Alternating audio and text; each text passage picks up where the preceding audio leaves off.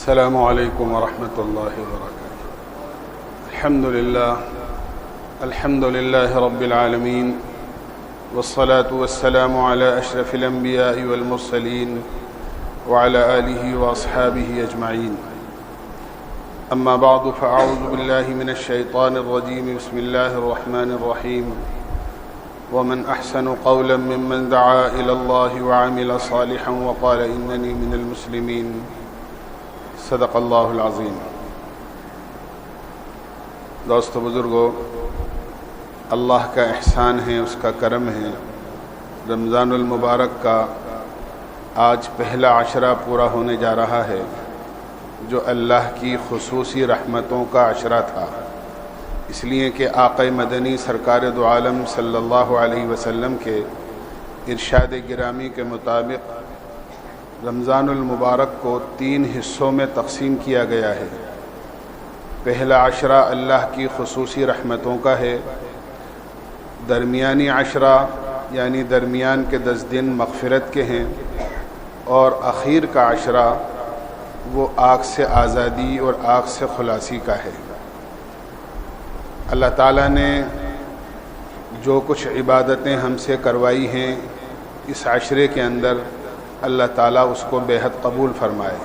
یہ تو نہیں کہا جا سکتا کہ ہم نے رمضان المبارک کے ان ایام کا جو گزرے ہیں جیسا حق ادا کرنا چاہیے تھا کر لیا، یہ تو ہم میں سے کوئی کہہ ہی نہیں سکتا ہے۔ بہرحال اللہ تعالیٰ ذرہ نواز ہے، نقطہ نواز ہے۔ بندوں کی کمی کوتاہی والا جو عمل ہوتا ہے، اللہ تعالیٰ اس کو بھی قبول فرما لیتے ہیں۔ رمضان المبارک کے اندر اللہ کی عبادتوں کی کثرت ہوتی ہے۔ یہ تو طریقہ نبوی صلی اللہ علیہ وسلم ہے۔ میں اس سے پہلے بھی عرض کر چکا ہوں، جب رمضان المبارک کا مہینہ آتا تھا تو اللہ کے نبی علیہ الصلاۃ والسلام کی 3 چیزوں میں اضافہ ہو جاتا تھا۔ ایک، عبادت کے اندر آپ بہت زیادہ زیادتی فرما دیا کرتے تھے۔ ایک، آپ کی سخاوت میں اضافہ ہو جایا کرتا تھا۔ تیسرے، اللہ کے نبی علیہ الصلاۃ والسلام کی دعاؤں میں بہت زیادہ اضافہ ہو جاتا تھا۔ یہ 3 چیزوں کی کثرت رمضان المبارک میں آپ سے بہت زیادہ ثابت ہے۔ جس طرح ایمان والے نمازوں کی طرف، اللہ کی دیگر عبادتوں کی طرف متوجہ رہتے ہیں، اسی طرح رمضان المبارک میں ایک بڑی عبادت جو اسلام کے اہم اور بنیادی ارکان میں سے ایک رکن ہے، اس کی بھی ادائیگی ہوتی ہے، جس کو ہم زکوٰۃ کہتے ہیں۔ چونکہ رمضان المبارک کے اندر اعمال کا بھاؤ اللہ کے یہاں سے بڑھ جاتا ہے۔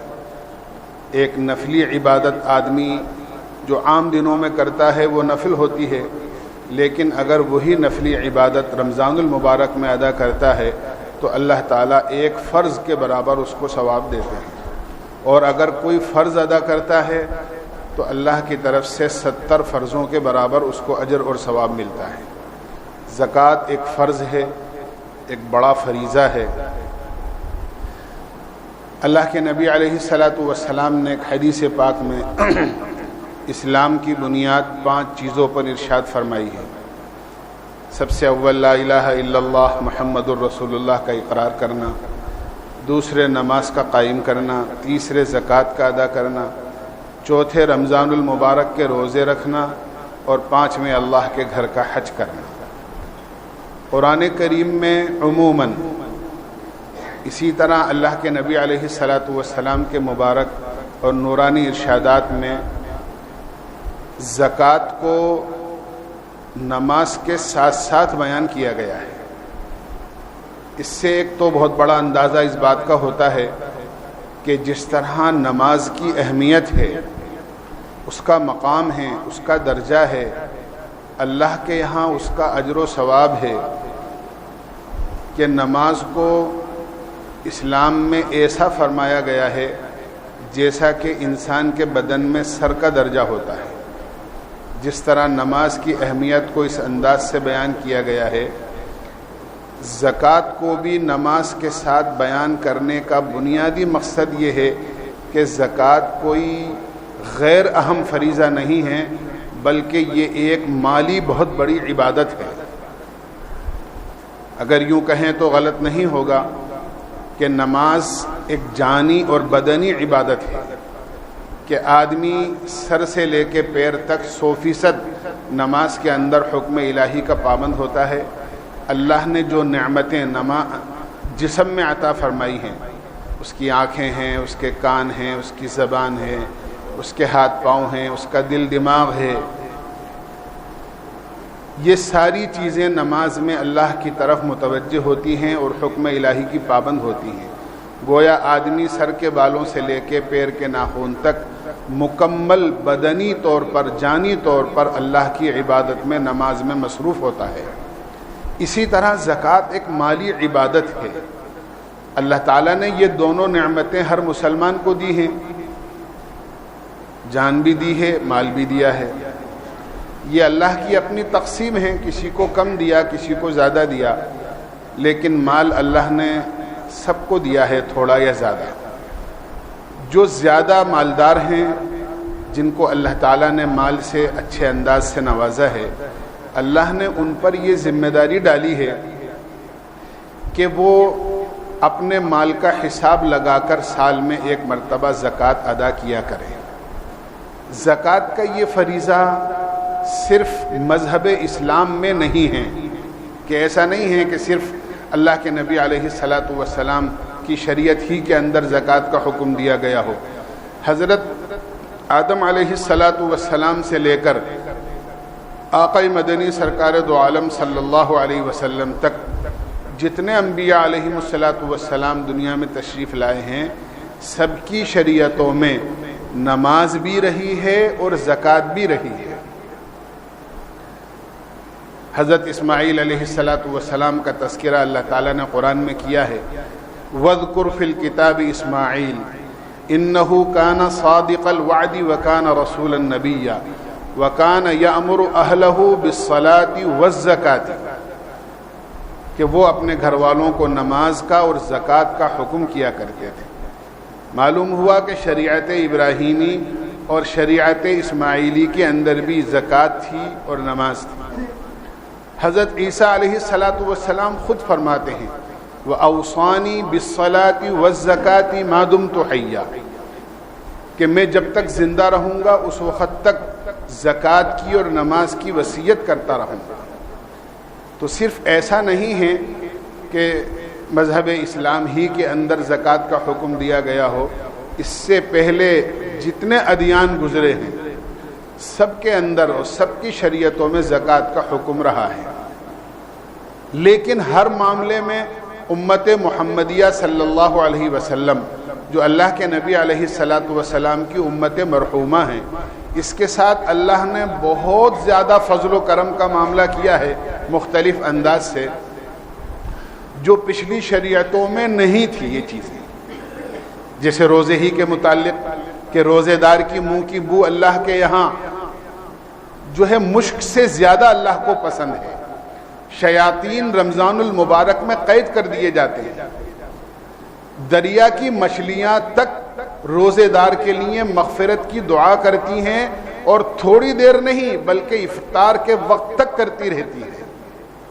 جنت کو روزانہ روزے دار کے لیے خوبصورت اور آراستہ کیا جاتا ہے، اس کو مزین کیا جاتا ہے۔ یہ روزہ پہلے بھی تھا، لیکن روزے دار کے لیے یہ خصوصیت جناب رسول اللہ صلی اللہ علیہ وسلم کی امت میں ہونے کی وجہ سے اللہ نے عطا فرمائی۔ ایسے ہی زکوٰۃ میں بھی اس امت کے ساتھ اللہ نے کچھ خصوصیت رکھی ہے۔ زکوٰۃ پہلے بھی تھی، اب بھی ہے، لیکن پہلے زمانے میں جو زکوٰۃ ادا کی جاتی تھی اس زکوٰۃ کا طریقہ یہ تھا کہ آدمی کے ذمے جو بھی زکوٰۃ کا مال واجب ہوتا تھا، اس زکوٰۃ کے مال کو کسی اونچے ٹیلے پر، پہاڑ پر، کسی اونچے مقام پر رکھ دیا جاتا تھا۔ اللہ کو اگر اس کا مال اپنی بارگاہ میں قبول کرنا منظور ہوتا تھا تو آسمان سے آگ آتی تھی اور اس مال کو جلا کر خاک کر دیتی تھی. جو ساری دنیا اس بات کو دیکھتی تھی کہ اس کا مال اللہ نے قبول کر لیا, اور جس کا مال نہیں جلتا تھا اور رکھا رہ جاتا تھا وہ اس بات کی علامت ہوتی تھی کہ اللہ نے اس کے مال کو مردود کر دیا, اس کا مال حلال نہیں ہے, یا اس کا صدقہ اللہ کے یہاں اور اس کی زکوٰۃ اللہ کے یہاں قبول نہیں ہے, اور وہ مال رکھا رہ جاتا تھا. پچھلے زمانے میں یہ طریقہ ہوا کرتا تھا. اللہ تعالیٰ نے جناب رسول اللہ صلی اللہ علیہ وسلم کی امت کی یہ پردہ پوشی کی. اس وقت سب کے سامنے رسوائی ہو جاتی تھی. لوگ دیکھتے تھے کون تو اللہ کے یہاں مقبول ہے اور کون اللہ کے یہاں مردود ہے, کہ اس کا مال رکھا رہ گیا. لیکن جناب رسول اللہ صلی اللہ علیہ وسلم کی امت کے ساتھ اللہ تعالیٰ نے یہ کرم کیا کہ اس کی یہ پردہ پوشی کر لی. آدمی اپنا مال دیتا ہے, یہ تو قیامت ہی میں پتہ چلے گا کس نے حلال کمایا تھا اور کس نے اللہ کو راضی کرنے کے جذبے سے اپنے مال کو اللہ کے نام پر دیا ہے. دنیا میں اللہ نے سب کے اوپر پردہ ڈال دیا. جو مال بھی یہ سمجھنا چاہیے آدمی اللہ کے نام پر خرچ کرتا ہے. اس زمانے میں تو آگ جلا کر خاک کر دیا کرتی تھی, لیکن جناب رسول اللہ صلی اللہ علیہ وسلم کی شریعت میں یہ خصوصیت اللہ نے رکھی ہے کہ تؤخذ من اغنیائہم وتؤد الی فقرائہم, کہ مسلمان مالداروں سے زکوٰۃ لی جائے گی اور ان کے جو غریب لوگ ہیں, مسکین لوگ ہیں, جو کمزور طبقے کے لوگ ہیں, ان پر وہ مال خرچ کر دیا جائے گا, ان کی اس سے مدد کر دی جائے گی. تو اب مال کا ضائع کرنا اور جلنا ختم ہو گیا, بلکہ اس مال کو غریبوں کے کام میں صرف کر دیا جائے گا. یہ جناب رسول اللہ صلی اللہ علیہ وسلم کی یہ شریعت میں یہ چیز اللہ نے نظام کے طور پر بنائی. اللہ کے نبی علیہ الصلاۃ والسلام کے زمانے میں زکوٰۃ کا ایک ایسا نظام تھا. جب اللہ کے نبی علیہ الصلاۃ والسلام پر یہ آیت اتری, خذ من اموالہم صدقۃ تطہرہم وتزکیہم بہا, کہ آپ لوگوں سے زکوٰۃ کا مال وصول کریں جو مالدار مسلمان ہیں. اللہ کے نبی علیہ الصلاۃ والسلام نے ایک نظام قائم کیا, اور وہ نظام اس طرح تھا کہ بیت المال کی شکل تھی. اللہ کے نبی علیہ الصلاۃ والسلام کی طرف سے دو عامل, دو آدمی نہایت دیندار, زکوٰۃ کے مسائل سے مکمل واقف, وہ جایا کرتے تھے اور لوگوں سے ملا کرتے تھے, اور لوگ اپنے مال کو ان پر پیش کیا کرتے تھے. ہمارے پاس اتنا مال ہے, وہ حساب لگایا کرتے تھے کہ آپ کے اتنے مال میں اتنی زکوٰۃ آپ پر فرض ہوئی ہے. وہ حساب لگا کر بتا دیا کرتے تھے, اور جو زکوٰۃ کا مال بنتا تھا وہ ان کے سپرد کر دیا جاتا تھا, چونکہ وہ اللہ کے نبی کے قاصد ہوتے تھے, اور وہ مال لا کر بیت المال میں جمع کر دیا جاتا تھا, اور بیت المال سے پھر سارے غریبوں کی مدد ہوا کرتی تھی. جن لوگوں نے خوش دلی کے ساتھ زکوٰۃ کو اللہ کا فریضہ سمجھا اور یہ سمجھا کہ یہ اللہ کی طرف سے اس کا ایک فریضہ ہے, اور اللہ کا کوئی بھی حکم مسلمان کے لیے اور انسان کے لیے فائدہ مند بن کر ثابت ہوتا ہے. کبھی اللہ تعالیٰ بندے کو نقصان میں ڈالنا نہیں چاہتے. اللہ کا یہ فیصلہ ہے, یرید اللہ بکم الیسر ولا یرید بکم العسر, اللہ تمہارے لیے آسانیاں چاہتے ہیں, اللہ تمہیں مشکل میں کبھی ڈالنا پسند نہیں کرتے. یہ اللہ کا فیصلہ ہے.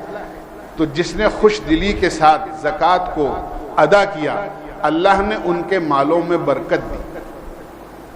کیوں کہ زکوٰۃ کا جو معنی ہے, آپ ڈکشنری میں دیکھیں گے تو زکوٰۃ کے دو معنی ملتے ہیں.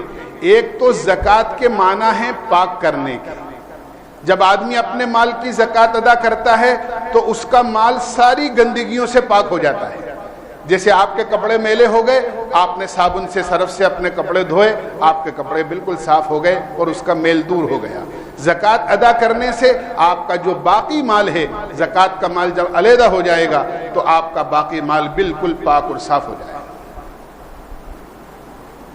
اور یہ اللہ کا فیصلہ ہے کہ اگر آدمی حکم الہی سمجھ کر اللہ کو راضی کرنے کے جذبے سے اپنے مال کی صحیح معنی میں زکوٰۃ ادا کرتا ہے تو اس کے مال کو کبھی نقصان نہیں، کبھی نقصان نہیں۔ ایک صاحب کے یہاں ایک مرتبہ چوری ہوئی۔ اللہ بعض مرتبہ لوگوں کو ترغیب دلانے کے لیے، اپنی طرف متوجہ کرنے کے لیے، حکم الہی کی اہمیت دلوں میں بٹھانے کے لیے اس قسم کے واقعات کا ظہور فرماتے ہیں، اور اللہ ہر زمانے میں کرتے ہیں۔ ایسا نہیں ہے کہ یہ واقعات کسی زمانے کے ساتھ خاص ہو۔ ایک صاحب کے یہاں چوری ہوئی اور بہت زیادہ مقدار میں چوری ہوئی، سرمایہ دار تھے، چوری ہو گئی، بہت کوشش کری، مال کا پتہ نہیں چلا، چوروں کو بھی پتہ نہیں چلا۔ انہوں نے ایک بہت بڑے اللہ والوں کو خط لکھا، پرانے زمانے کی بات ہے، اور ان سے کہا کہ ہمارے یہاں چوری ہو گئی اور بہت سارا مال چلا گیا۔ بہت تحقیق کے اور کوشش کے، نہ مال کا پتہ چل رہا ہے نہ چوری کا پتہ چل رہا ہے،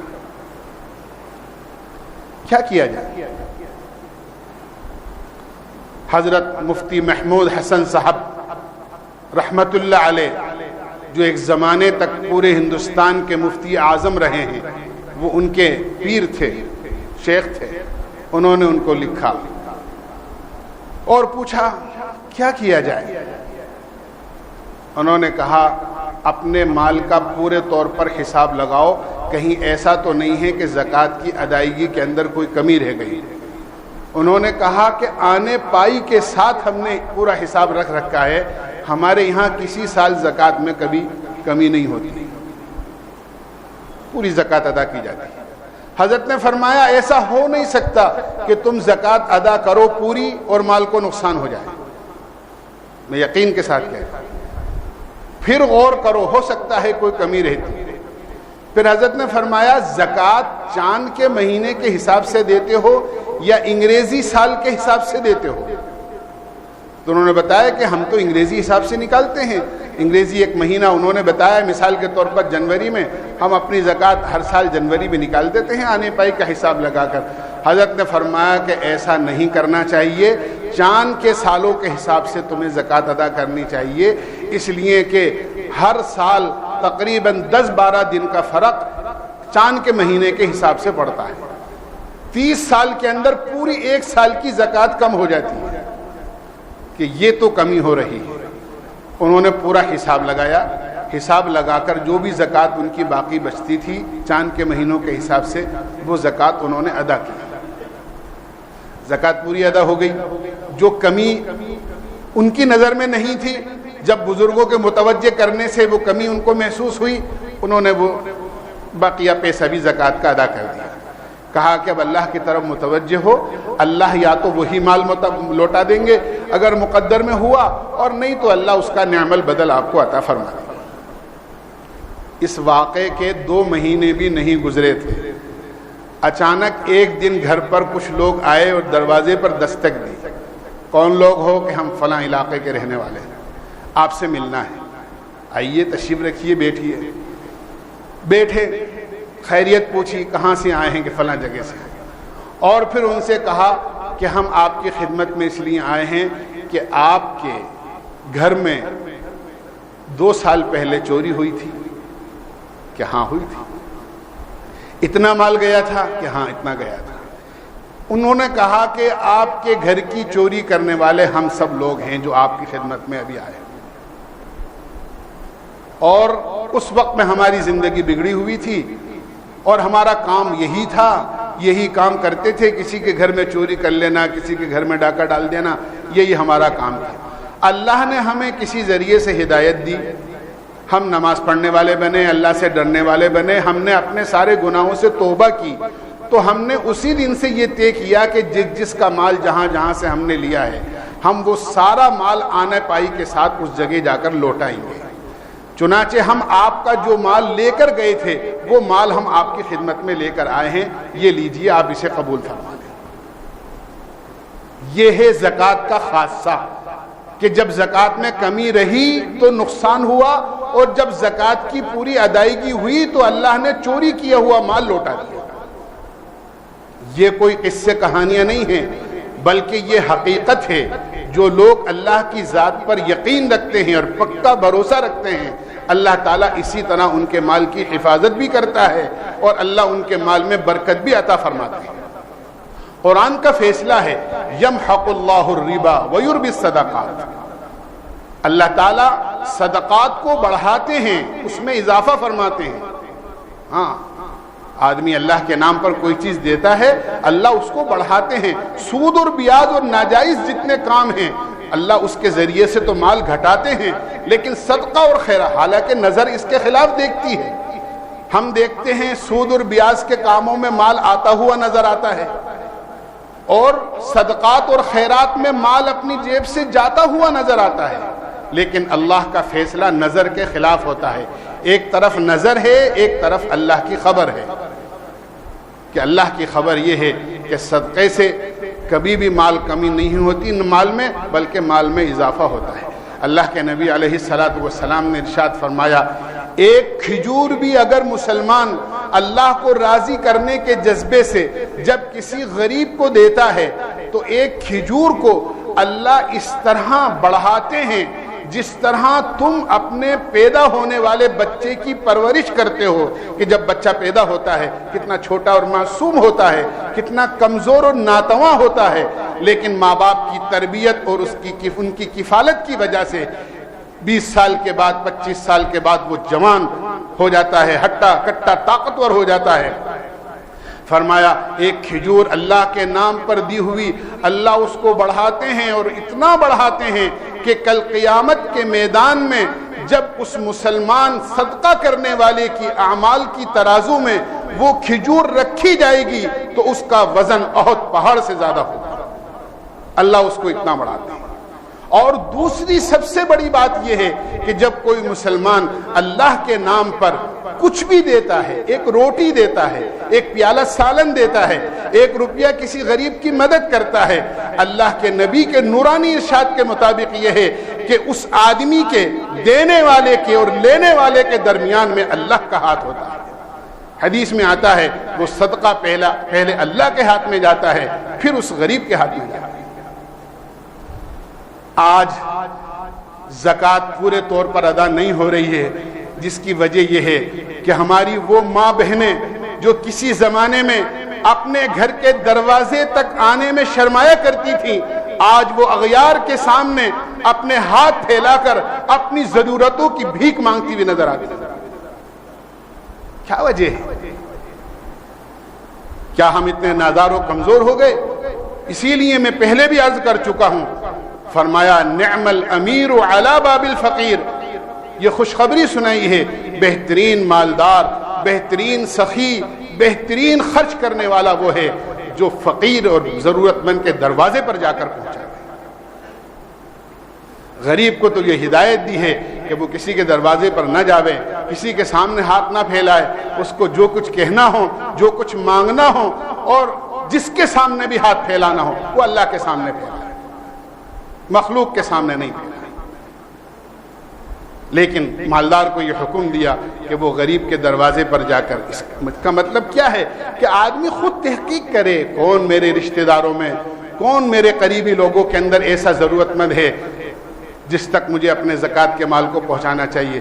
بعض لوگ بیچارے ایسے ہوتے ہیں جو غریب اور مستحق ہوتے ہیں، لیکن اپنی اس حالت کو اپنے رشتہ داروں کے سامنے، اپنی عزت کی وجہ سے، اپنے محلے والوں کے سامنے، اپنے اعزاء کے سامنے ظاہر کرتے ہوئے شرماتے ہیں۔ ان کی حالت سمجھنی پڑتی ہے، وہ اپنے منہ سے کہہ نہیں پاتے، ان کی نظروں سے اور ان کے چہرے سے بھاپنا پڑتا ہے کہ واقعی آدمی ضرورت مند ہے یا نہیں ہے۔ اللہ جب ایسے لوگوں تک پہنچاتا ہے تو میرے بھائیوں، دوستو، بزرگوں، جب کسی غریب کی دعا لگ جاتی ہے تو اللہ تعالیٰ صرف دینے والے ہی کے نہیں بلکہ اس کی 7 نسلوں تک کے پلنے کے فیصلے کر دیتے ہیں۔ علماء نے لکھا ہے ایک بہت غریب آدمی ایک وقت کھاتا تھا، ایک وقت نہیں کھاتا تھا، وقت کے فاقے گزر جاتے تھے۔ ایک دن اللہ سے یہ دعا کی، اے اللہ میرے مقدر میں جتنا ہے ایک ہی وقت دے دے تاکہ ایک وقت ذرا اچھی طرح کھا لوں۔ کبھی ملتا ہے کبھی نہیں ملتا ہے، کبھی روکھی ملتی ہے کبھی سوکھی ملتی ہے۔ اللہ تعالیٰ نے اس کی دعا قبول کر لی اور جو کچھ اس کے مقدر میں تھا اللہ نے ایک ہی وقت میں اس کو دے دیا۔ جیسے ہی اس کو اس کی مقدر کا ملا، دروازے پر ایک فقیر آیا اور اس نے آ کر دستک دی اور اللہ کے نام پر سوال کیا۔ اس نے یہ سوچا ایک وقت کھا لوں گا، 2-4 منٹ ذرا لذت منہ میں محسوس ہوگی، پھر ختم، چلو اس غریب کو یہ دے دو۔ اس نے اس غریب کی ضرورت پوری کر دی اور یہ سوچ لیا جو کچھ مقدر کا تھا جب مجھے مل گیا اب تو ملنے سے رہا، اب ٹھیک ہے زندگی اگر اللہ کو جتنی ممکن ہوگی ٹھیک ہے ورنہ مر جاؤں گا۔ اس کا کیا دینا تھا؟ اللہ کی طرف سے جو برکتوں کے دروازے اس پر کھلے ہیں، فرشتوں میں کوہرام مچ گیا کہ اس کی مقدر کا تو اس کو سب کچھ مل گیا تھا، پھر اب اس پر نعمتوں کی بارش کیوں ہو رہی ہے؟ اللہ تعالیٰ نے فرمایا اس نے ہم سے سودا کر لیا ہے، اس کی مقدر کا ہم نے اس کو دیا، اس نے وہ سارا ہمارے نام پر خرچ کر دیا، اس نے ہم سے سودا کر لیا۔ اور ہمارا یہ معاملہ ہے من عاملنا ربحا، جو ہم سے سودا کرتا ہے، جو ہم سے بزنس کرتا ہے، جو ہم سے معاملہ کرتا ہے وہ نفع ہی نفع کماتا ہے۔ تو ہم سے بزنس کرنے والا کبھی نقصان میں نہیں جاتا۔ ہم اللہ کے نام پر دیں گے، اللہ کم سے کم 10 گنا کر کے اس کو دنیا میں لوٹائیں گے اور آخرت میں اس کا کتنا اجر و ثواب ملے گا ہم اس کو سوچ نہیں سکتے۔